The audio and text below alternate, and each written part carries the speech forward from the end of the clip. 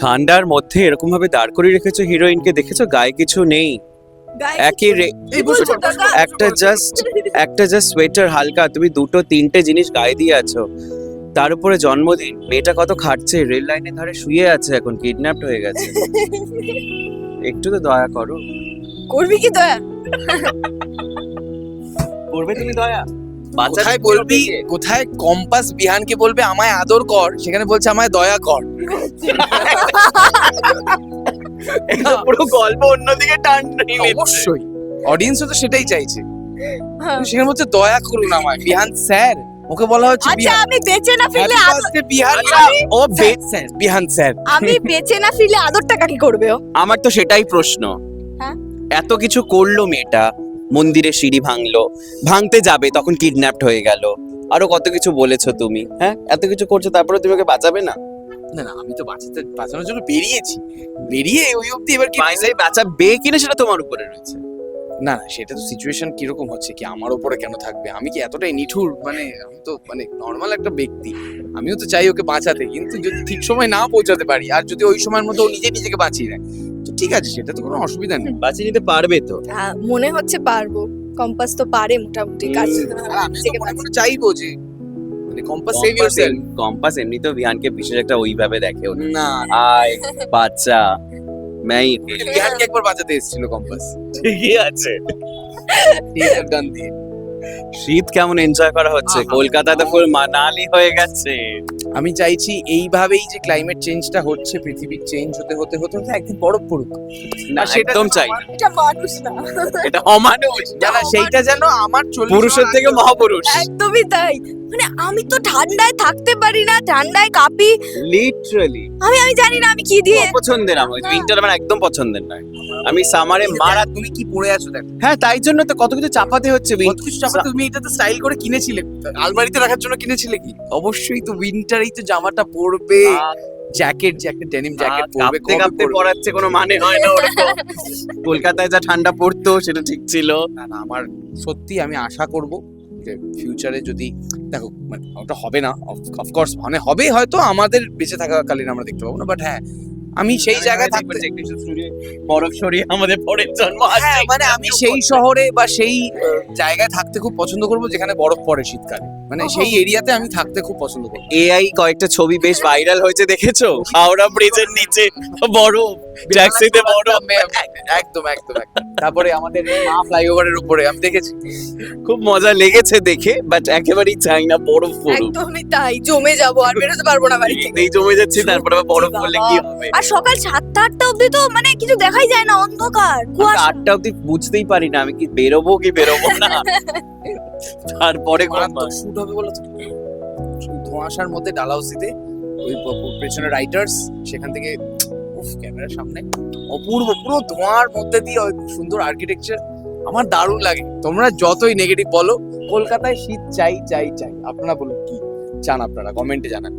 সময় মতন সঠিক জিনিস সঠিক সময় হলেই বেটার। হ্যাঁ, এক্সট্রিম নয়, না এক্সট্রিম গরম না এক্সট্রিম 7 দিনের জন্য দিক এক্সট্রিম না, চাই না না। না না না, না, চাই না। না, সত্যি বলে চাই। একদিন ম্যাক্স একদিন, একদমই তাই, একদিন একদিন। হয়ে গেছে সেটা, একদিন হয়ে গেছে বাবা। আবার আসছে বাবারে, আবার যেটা আবার আসছে আসছে। পচা গরম, তার না ধান। গরম নয়, আবার ঠান্ডার ওয়েভটা আবার হ্যাঁ, সেটা তো পড়ছে, আসছে। স্ট্রেচটা আরো চলবে। আচ্ছা কিরকম কাটলো নিউ ইয়ার এবং ক্রিসমাস, ওই পুরো পিরিয়ডটা আজ ঘুরতে করেই যাওয়া? তো কাটলো দাদা, কি বলবো, মানে 25th আর 31st কাজ করে কেটেছে, ভালো তো ও না অ্যাকাউন্ট। ছুটি পায়, ও ফাঁকা পায়, কিন্তু আমি সারা দিন কাজ আমি করেছি। এবার কবে ছুটি পেয়েছি? সিরিয়াল করেছো না মাচা করেছো 31st এ? মাচাই করেছি। মাচা, তাহলে এক্সট্রা ঢুকেছে, তাহলে ঠিক আছে। বাট কি তাই তো? পড়তে ছুটি পেয়েছি, ঠিক আছে, যেটা আমার দরকার ছিল না। ঠিক আছে। 31st এ ডাবল হলো, তাহলে সেটা না, 31st তো আমার মানে মানে আমি ও আমার কিছুতেই বলবে না, ওই টপিকে কথা বলবে না ও। না না সেইটার জন্য না, আমি তো আমার বন্ধু বান্ধবের মধ্যে সাথে থাকতে পারলাম না, আমি নিজেই ডিসাইড করেছি অবশ্য সেইটাই। হ্যাঁ এবার ডিসিশনটা তুমি বুঝেই হ্যাঁ, করেছো, বুঝেই তাই তো? না করেছো। বুঝে গিয়ে তুমি করেছো, হ্যাঁ, তাই না? আর তোমার কেমন কাটলো? আমি তো শুধু কাজ। সারাদিন স্টুডিওতেই ছিলাম, বাড়ি গিয়ে ঘুমিয়ে পড়েছি, আবার সকালে এসেছি কাঁপতে কাঁপতে। মানে এখানে এই মুহূর্তে দাঁড়িয়ে যা গল্প দেখছে, এটা বেশ মারমার কাট কি কোন দিকে গল্প নেবে, এগোবে কোন দিকে? গল্প তো আপাতত একটা জিনিস তো ওর কাছে রিভিল হয়ে গেছে যে ওকে অভিজ্ঞান দত্তই কিডন্যাপটা করেছে। এবার সেখান থেকে দাঁড়িয়ে ও তো বেঁচে ফিরবেই, না হলে তো মানে এটা খুব স্বাভাবিক বিষয়, মানে এটা নিয়ে আর আলাদা করে কিছু নেই যে হ্যাঁ কম্পাস ফিরবে কি ফিরবে না, স্বাভাবিক বিষয় কম্পাস ফিরবে এবং কিভাবে ফিরবে সেটাই দেখার। কিন্তু ফেরার পরে তো জেনে গেল অভিজ্ঞান দত্ত, এবার সেখান থেকে ওর পদক্ষেপ এবং কিভাবে ও মোনালিসা আর অভিজ্ঞানদের সাথে কিভাবে ট্রিটমেন্ট করবে এবং কতটা আমাদের ফ্যামিলিকেও জানাবে যে অভিজ্ঞানকে দেখেছি বা আমাকে জানাবে, কারণ আমাকে তো কোনো কিছুই জানায় না, কারণ আমি প্রচন্ড আমাকে জাজ মানে বিহানকে জাজ করা খুব ডিফিকাল্ট। বিহান কিভাবে রিয়াক্ট করবে সেই করতে করতে ও জানাতেই চায় না। তার মধ্যে আমি মানে ওর সাথে তো মানে আমাদের দাম্পত্য জীবনটা অতটা ক্লোজ নয় যে হ্যাঁ ও আমাকে যে একদম হাজবেন্ড বলে শেয়ার করবে, তো সেই দিক থেকেও হয়তো আমাকে জানাবে না বা হয়তো আমার মাকে জানাবে, সেই দিক থেকে এবার এগোবে গল্প এইভাবে। আর তোমরা কি ঘুরতে গিয়েছিলে এর মধ্যে? কোনো ঘুরতে কোথাও কোনো যাওয়া হয়নি? সবে কি শুটিং? শুটিং এর ক্ষেত্রেও কি আউটডোর যাওয়া হয়েছে এর মধ্যে কোথাও? এর ক্ষেত্রে তো আউটডোর দিয়ে শুরু হয়েছে, যা আউটডোর দিয়ে দিয়েছে প্রোডিউসার, আর কি প্রোডিউসারকে কিছু বলতে পারি? মানে স্যার তো প্রথমেই যদি নলেন গুঁড়ো রসগোল্লা দিয়ে দেয়, এরপরে সেদ্ধ ভাত দিলেও অসুবিধা নেই।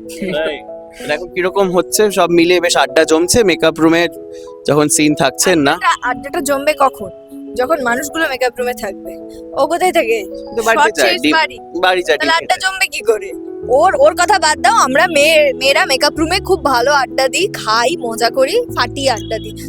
যখন ওদের রুমের বাইরে দেখবে এই খাবারের অনলাইন খাবারের একটা পার্সেল, ওই অনলাইন খাবারের একটা পার্সেল, যখনই ঢুকবে দেখবে বাইরে একটা কিছু পড়ে আছে, মানে জাস্ট খেলো আর কি, মুখ মুছছে তখনই ঢুকছি আমি, তার আগে ঢুকতে পারি না। মানে তুমি বুঝতেই পারো না যে খাবার ঢুকলো, খাওয়ার টাইমেই যদি ঢুকে পড়তে পারি না, মানে ওই ডাকে পর্যন্ত না, এরকম বিষয়টা ডাকে আমি তো ডাকি না, আমি কেন ডাকবো? আমার ডাকার কোনো দরকার নেই, আমি আমার ডাকবে। ও বলে প্লেটটা রেখে আয় তো। তুমি এইভাবে খাটাও এইটাকে। একটা যদি চিজ দোসা আনে তাহলে কিন্তু গিয়ে কামড় মারে ও, মানে ধোসায়। বুঝেছি, ও কামড় কোথাও তবে মিট করবো। নিয়ে আসি লিফট থেকে, আমি এদিকে ওদের রুমের দিকে তাকাই, দেখছি বাইরে কিছু প্যাকেট পড়ে আছে। বাহ, এটা কি আক্ষেপ না অভিযোগ কোনটা? মানে আমি কেন ওই প্যাকেটটা বাইরে আসার আগে অব্দি পৌঁছাতে পারলাম না?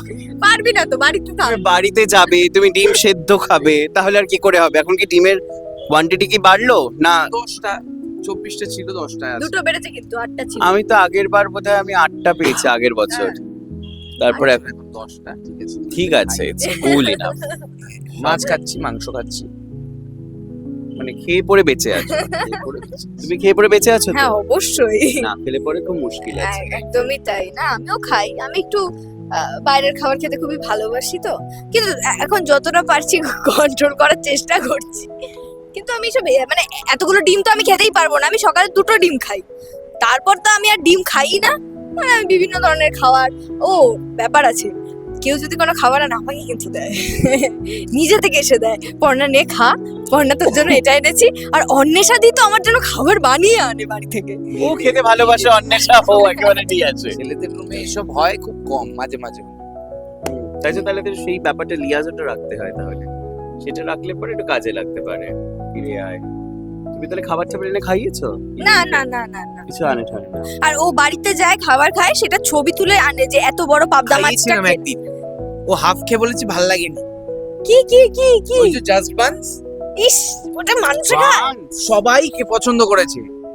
কি থাকে বানসে? চকলেট ক্রিম আর একটা তো ভ্যানিলা হোকাইডো ভ্যানিলা ক্রিম, এটা হচ্ছে কোরিয়ান বানস। হ্যাঁ ঠিক আছে, যাকে যে খাইয়েছে আমার পছন্দ সবাই হয়েছে। ওটাই খেতে চেয়েছে, সবাই পছন্দ করে আয়েশ করে খেয়েছে, ও দেখলাম হাফ খেয়ে রেখে দিয়ে চুপচাপ আমাকে দিয়ে দে। খেয়ে নিচ্ছে। ঠিক আছে, মানে এঁচো খেলে বলে ভালোবাসা বাড়ে, তাহলে দ্যাটস গুড। তাহলে কাছাকাছি আসছে, আমরা আগামীতে দেখবো সবকিছু ঠিকঠাক হচ্ছে, সংসার সুখের হয় রমণীর গুণে, আমরা সেটা দেখতে পাবো, তাই তো? দেখো হয় কি আরে না। রমণও তো আছে। রমণও আছে, আচ্ছা রমণের গুণেও হতে পারে তো? অবশ্যই। আচ্ছা, কিন্তু রমণী প্রচুর আরে করছে। ও হতে পারে বিরাট, আমিও তো গোল্ড মেডেলিস্ট, আমিও তো ইন্ডিয়া টপার, ওয়ার্ল্ড টপার, অনেক কিছু টপার, মানে বিহানের কথা বলছি। কথা আর মার প্যাচে একদম ফুলঝুরি। আচ্ছা, এবার আমরা শেষ করবো, দর্শকদের কি বলবে সেটা একটু প্লিজ দুজনে বলো। দর্শকদের কি বলবো, দর্শকরা তো দেখছে, সেটা আমরা বুঝতেই পারছি। আর আমি বলবো এইটাই যে সন্ধ্যে 6টার সময় প্রত্যেকদিন দেখুন স্টার জলসায় কম্পাস। আমিও এটাই বলবো যে কম্পাস দেখতে ভুলবেন না। আর আর জানাতে ভুলবেন না অবশ্যই কেমন কেমন লাগছে, আর দোয়া করুন এবং মানে আশীর্বাদ করুন ও যেন রেল লাইন থেকে বেঁচে ছাড়া ফিরতে পারে। তাহলে কম্পাস কি রেল লাইন থেকে ফিরে বাড়িতে ফিরতে পারবে, মানে রেল লাইন থেকে উঠে বাড়ি ফিরতে পারবে কি পারবে না জানতে হলে অবশ্যই চোখ থাক দি ওয়ার্ল্ড নিউজে, কারণ খবর এখন এখানেই। এরকম নানান এন্টারটেইনমেন্টের রেগুলার ডোজ পেতে হলে অবশ্যই চোখ থাক দি ওয়ার্ল্ড নিউজে। আর অবশ্যই সাবস্ক্রাইব করতে ভুললে একদম চলবে না।